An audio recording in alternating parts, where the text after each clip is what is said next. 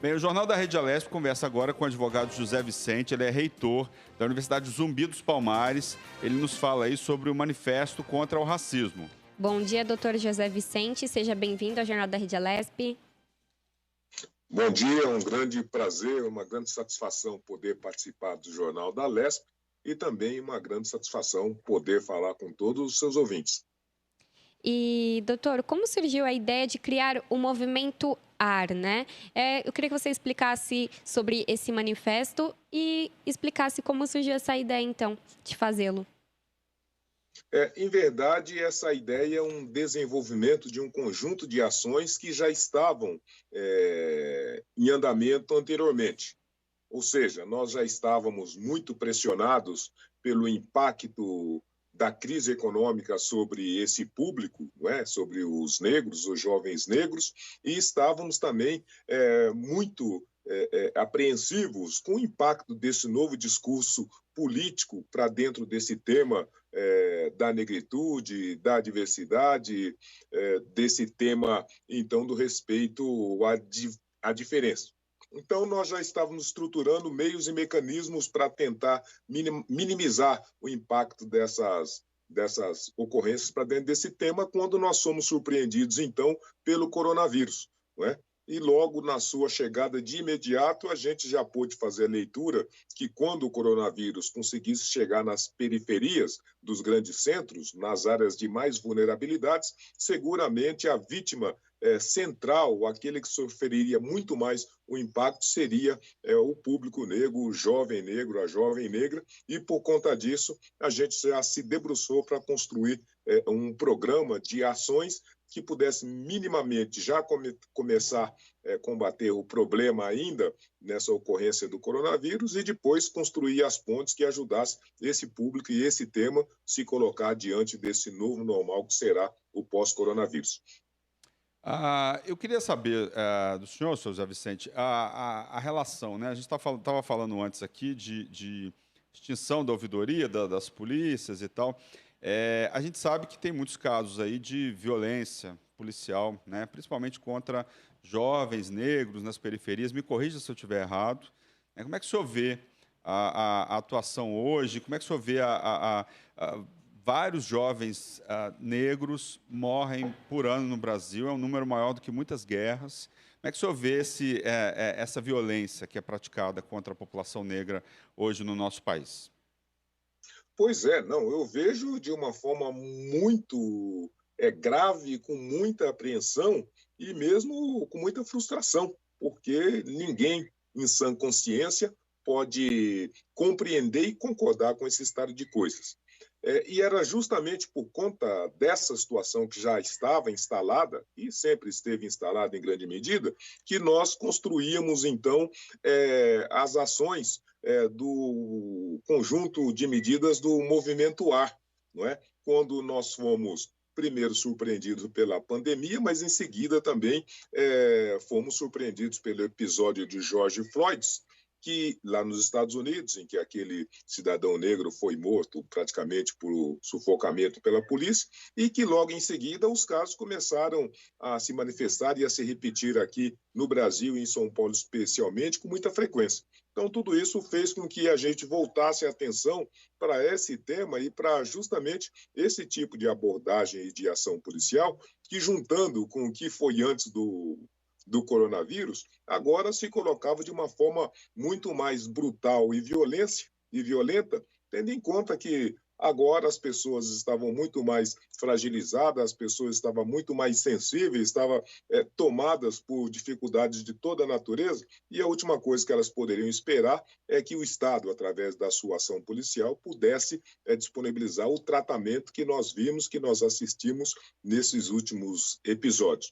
Então, por conta disso, além de se posicionar frontalmente contra esse tipo de polícia que vilipendia, esse tipo de polícia que agride, que hostiliza e que mata, não é? Nós também nos debruçamos para reivindicar e solicitar que todas essas estruturas de fortalecimento da cidadania e de controle da ação policial possa ser colocado como ações prioritárias, possam ter o devido tratamento e fortalecimento por parte do Estado e possa, inclusive, ter uma participação da sociedade para que elas acompanhem de uma forma mais permanente o que tem sido essa estrutura das políticas de segurança, construções dos manuais dos procedimentos da polícia. Então, o Movimento AR traz como primeira medida o combate à violência da abordagem policial e ele faz, então, severas críticas contra esse tipo de ação policial que agride, que mata as pessoas. Então, por conta disso, também,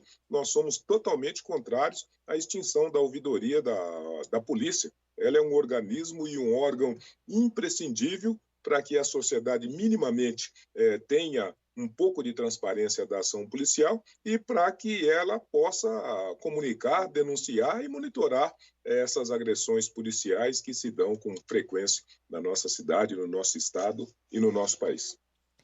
E como o senhor vê, então, a questão da sociedade, né? Você falou sobre esse envolvimento, esse engajamento, a participação e a colaboração no movimento antirracista. Muitos negros já estão motivados, já estão engajados nesse movimento. Como os parlamentares, as pessoas brancas também podem ajudar para combater o racismo aqui no Brasil? Complementando a pergunta da Carol, né, e indo nesse sentido também, eu queria que o senhor, porque agora, né, muitos protestos, a novidade, acho que desse protesto é que tem uma grande parcela da população branca também a favor, né, desse tratamento, da extinção, a favor da extinção desse tratamento diferenciado. Como é que o senhor vê esse envolvimento cada vez maior da população branca, também em questões, na discussão de questões de equidade racial, né? Queria complementar a pergunta da Carol. Eu diria, né, começando pelo final, eu diria que essa participação dos brasileiros, todos eles, além dos negros, é primeiro um ato de dever civil, né? Todo cidadão tem um dever civil que é de garantir os pressupostos da vida social, os pressupostos das estruturas do Estado e os pressupostos que garantem a dignidade da pessoa humana. Então, isso, colocar-se a favor disso é tanto quanto um dever, como uma obrigação cívica de todo cidadão.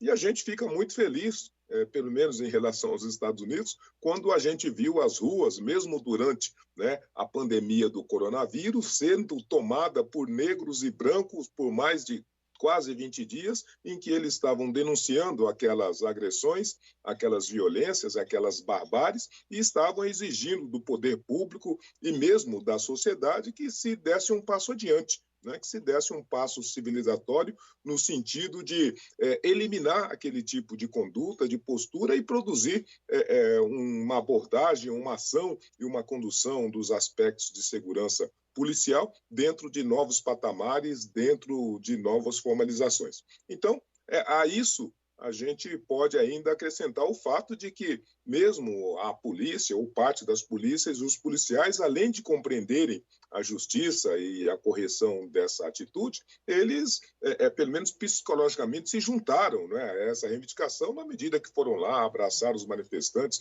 ajoelharam-se, né, junto com os manifestantes para dizer que mesmo eles já não aguentavam mais aquele tipo de atitude policial que não respeitava minimamente o valor da pessoa humana.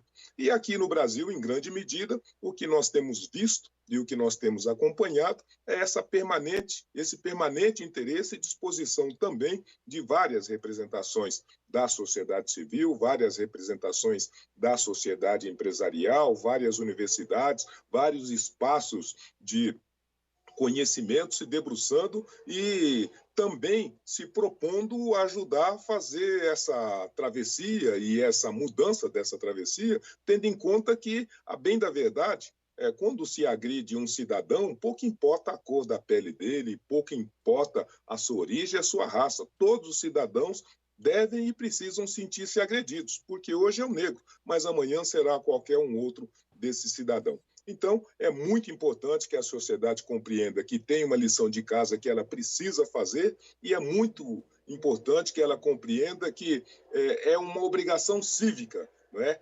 Combater e denunciar todo tipo de agressão que vilipendie a dignidade da pessoa humana. Tá certo. Gostaria de agradecer, então, José Vicente, reitor da Universidade Zumbi dos Palmares. Muito obrigado pelas suas informações aqui no Jornal da Rede Alesp. Obrigada reitor. pela participação. Eu que agradeço a gentileza, transmito um grande abraço a todos e também dedico aí um bom dia de serviço para vocês. Bom dia. Obrigado, reitor. Bem,